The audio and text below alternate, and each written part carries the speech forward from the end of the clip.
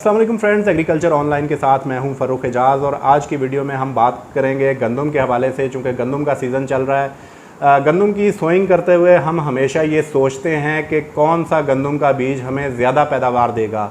कभी भी हमने ये पूछने की या सोचने समझने की कोशिश ही नहीं की कि हमारी सेहत के लिए कौन सा गंदम का बीज अच्छा है या कौन सा हमारी सेहत के लिए ज़्यादा मुफीद है। वैसे तो तमाम बीज ही ऐसे होते हैं कि जिन्हें प्रॉपर चेक करने के बाद ही जो है वो सर्टिफिकेशन मिलती है और वो मार्केट में आता है कि अगर उसमें जो सेहत के हवाले से तमाम मामलात अच्छे हैं तो तभी वो सीड मार्केट में आता है। लेकिन इनमें से भी कुछ सीड ऐसे होते हैं जो कि सेहत के लिए बहुत ही ज़्यादा मुफीद होते हैं। तो यही जानने के लिए आज हम मौजूद हैं नेशनल एग्रीकल्चर रिसर्च सेंटर में।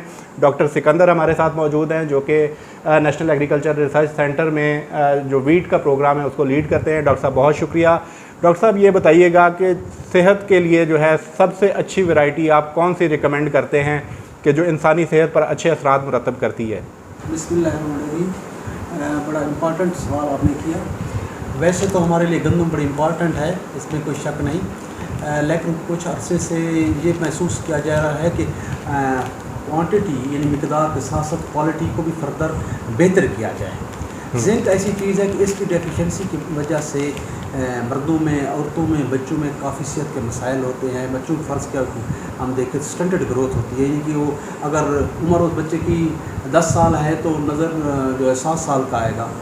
इस तरह ख़वातीन के अंदर भी मुख्तलिफ़ प्रॉब्लम्स होते हैं। तो अब दुनिया ये कोशिश कर रही है कि हम इस किस्म की मुख्तलिफ़ वैराइटीज़ गंदम हो या चावल हो या दूसरी फसलें, मुख्तलिफ़ ममालिक की अपनी अपनी जो मेन फसलें हैं, तो उनमें ऐसी नई अक़साम तैयार की जाए जिसमें ऑटोमेटिकली उस ग्रेन के अंदर ही जिंक ज़्यादा हो। तो ये हमारे इदारे ने इस पर काफ़ी अर्सा काम किया। हमारा इंटरनेशनल जो मुख्तलिफ़ रिसर्च सेंटर्स हैं, खासतौर पर सीमेंट जो मकई और गंदम पर रिसर्च करने वाला इंटरनेशनल इदारा है मैक्सिको के अंदर, तो उनके साथ हमारा मुख्तलिफ़ जर्म प्लाज्म के हवाले से उनका ताउन हमारे साथ रहता है। तो उनके ताउन से हमने काफ़ी जर्म प्लाज्म पर काम किया। तो ये पहली वैरायटी सन 2016 में जिंकोल 2016 के नाम से ये हमारे नेशनल एग्रीकल्चर रिसर्च सेंटर कौमी ज़राई तहक़ीक़ाती इदारा पाकिस्तान ज़राई तहक़ीक़ाती कौंसिल ने ये रजिस्टर कराई। इसके दाने के अंदर 37 to 38 ppm जिंक होती है स्क्रीन के अंदर, as compare to other varieties के मुकाबले में देखा जाए तो उनमें तकरीबन 25 ppm होती है। ठीक है, ये तो पहली वेराइटी। इसके अलावा हमारा इस पर काम फर्दर जारी है। इसके अलावा हमें और जो मुख्तलिफ़ रिसर्च सेंटर्स हैं वो उन्होंने भी काम किया है। हमारा Ayub research agriculture research institute जो शोबा गंदम है उन्होंने अक्टूबर 2019 वैरायटी दी है, उसमें भी जिंक कंटेंट्स बहुत अच्छे हैं इस हवाले से। इसी तरह हमारे रीजनल रिसर्च इंस्टीट्यूट बहावलपुर ने भी अब एक नई वैरायटी मुतारफ़ कराई, उसमें भी है। इसी तरह हमारे ये पूरे पाकिस्तान के हमारे रिसर्च सेंटर इस पर काम कर रहे हैं कि हम क्वांट पैदावार भी बढ़ाएँ और उसके साथ साथ ऐसी वैराइटीज़ लेके आएँ कि जिसमें जिंक ज़्यादा हो, क्योंकि ये बंदा रोटी तो रोज़ाना खानी है, तो जिंक की डेफिशिएंसी तकरीबन हमारे जो है ना वो रोटी के ज़रिए भी पूरी होती रहे। तो डॉक्टर साहब पैदावार के हवाले से किसानों को बताइएगा कि जिंक वैरायटी और बाकी वैरायटीज़ में कितना डिफरेंस होता है?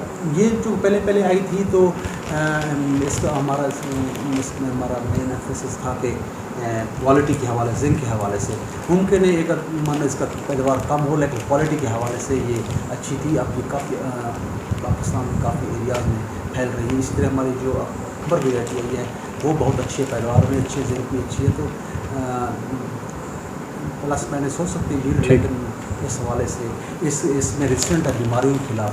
2 साल पहले बहुत ज़्यादा जो रस्ट का मसला हुआ, बारिशें हुई, तो ये चंद एक वैराइटीज़ ऐसी थी जिसपे कोई बीमारी नहीं थी। ये ऐसी वैरायटी थी, बड़ी अच्छी पैदावार, यानी कि जिंकोल वैरायटी ने अच्छा परफॉर्म किया, अच्छा पैदावार भी दी और ये मुफ्त रस्ट की जो बीमारी थी उसके खिलाफ रेजिस्टेंट रही है। ठीक है डॉक्टर साहब, ये बता दीजिएगा कि किन किन इलाकों में जो ज़ाहिर बात है कि इसके ट्रायल पूरे मुल्क में होते हैं जब कोई सीड आता है, तो जिंकोल के हवाले से ये बताइएगा कि मुल्क के किन किन इलाकों से जो है अच्छी रिपोर्ट्स आई हैं कि वहाँ पर पैदावार अच्छी दी है? ओवरऑल बहुत अच्छी पैदावार दी है। इस पंजाब सीड काउंसिल ने इसको अप्रूव किया पंजाब के इरीगेटेड एरियाज़ के लिए, के लिए, तो इलाका जात के लिए। इसके अलावा सिंध में भी काफ़ी मुख्तलिफ NGOs और दूसरे इदारे ले रहे हैं, वहाँ भी लोग पसंद कर रहे हैं। पूरे पाकिस्तान में इसकी मांग बढ़ रही है। ठीक है, बहुत शुक्रिया डॉक्टर साहब। डॉक्टर साहब ने तफसीलन शेयर किया कि कौन सी वैरायटीज़ हैं जो कि जिंक के हवाले से अच्छी हैं और इंसानी सेहत पर उनके अच्छे असरात मुरतब हो सकते हैं। मज़ीद भी आपके कोई क्वेश्चन हो डॉक्टर सिकंदर साहब से तो कमेंट सेक्शन में आप पूछ सकते हैं। हम कोशिश करेंगे कि उन सवालों के जवाब लेकर आपको आगाह किया जाए। नेक्स्ट वीडियो तक के लिए इजाज़त दीजिए। अल्लाह हाफिज़।